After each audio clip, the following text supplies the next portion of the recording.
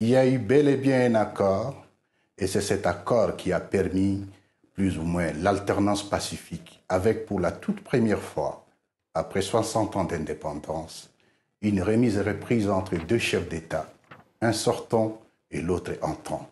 Je confirme qu'il y a eu bel et bien accord avant la publication des résultats. Alors, qu'est-ce qu'il y a dans cet accord? Il n'a pas été rendu public. Vous avez affirmé que vous en êtes l'un des rédacteurs. Que dit cet accord? Est-ce qu'il dit que Joseph Kabila et Félix Tshisekedi se mettent d'accord pour partager le pouvoir, alors que, d'après la CENCO, d'après beaucoup de pays occidentaux, l'élection n'a pas été gagnée par Félix Tshisekedi, mais par Martin Fayulu? Donc, ne revenons pas sur là. Je pense que ce n'est pas opportun de revenir sur la question de qui a gagné. Parce que de toute façon, la CENI a annoncé les résultats provisoires et les résultats définitifs ont été annoncés par la Cour constitutionnelle. L'accord était, en fait, la circonstance de 2018 est une circonstance exceptionnelle où, pour la toute première fois, on n'avait jamais eu une passation des pouvoirs. Et c'est la gestion de cette circonstance exceptionnelle où il y avait la conjugaison de plusieurs intérêts. Les intérêts de ceux qui étaient avec les différents candidats, les intérêts de la communauté internationale, mais ce qu'on a souvent oublié, les intérêts des forces de sécurité et de l'ordre. Bien entendu, la CENI devait jouer un rôle pour la paix, pour la passation pacifique du pouvoir. L'accord s'intitule l'accord pour la paix et la stabilité de la République démocratique du Congo. L'accord n'a violé aucune disposition de la Constitution, mais elle permettait la fluidité de cette passation de pouvoir. Et je confirme que l'accord a bel et bien eu lieu, mais c'est Tshisekedi est habitué au parjure et à la négation. Et je me demande pourquoi l'a-t-il dit à New York? Il devait le dire à Kinshasa.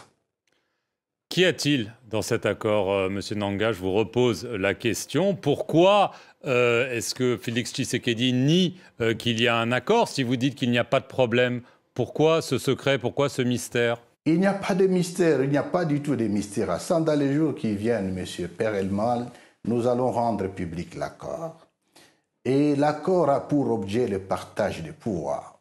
Parce qu'on était dans une situation exceptionnelle, où la majorité a été bel et bien gagnée par le FCC, alors que celui qui est passé président de la République était de l'autre bord. Et cet accord a été fait devant témoins, y compris 3 chefs d'État africains. Est-ce que vous pouvez le confirmer? Je confirme que l'accord a été signé devant témoins militaires, témoins politiques, et qu'après, l'accord a été validé et certifié par 3 chefs d'État africains.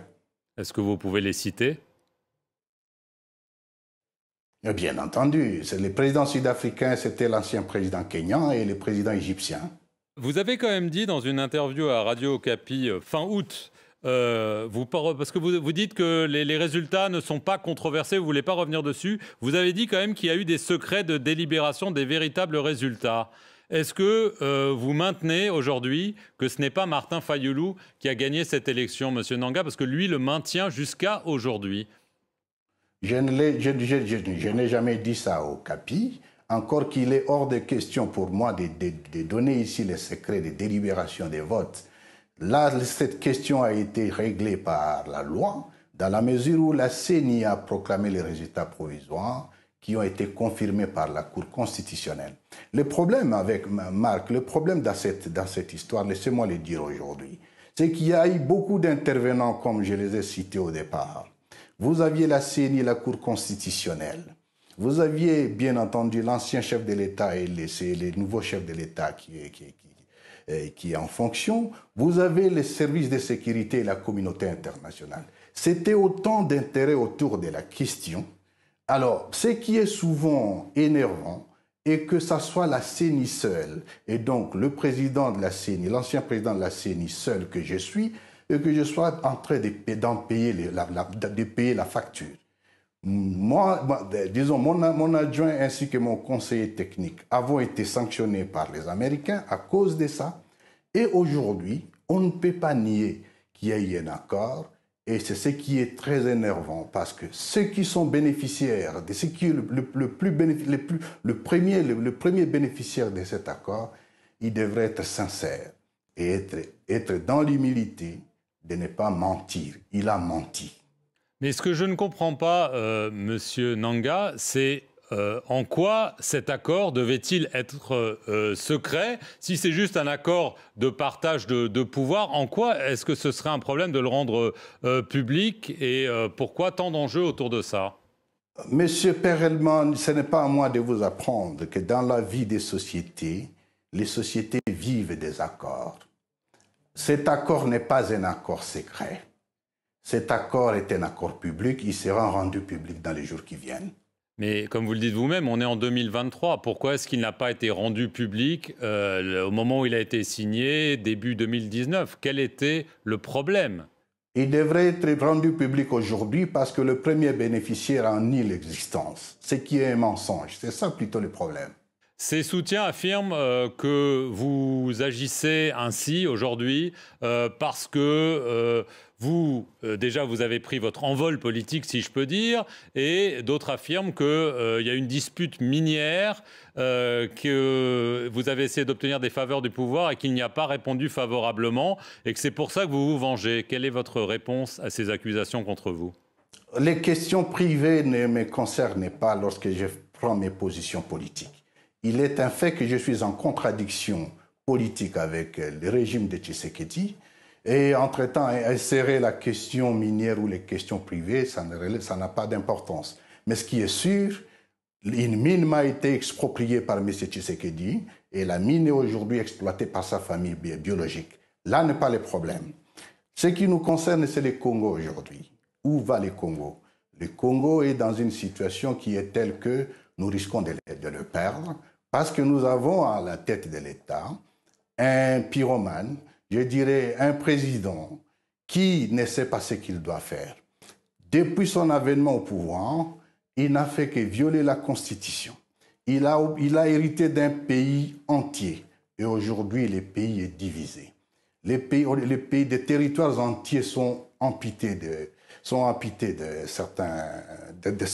certaines entités. Et est-ce que ça doit continuer de cette façon? Je ne pense pas.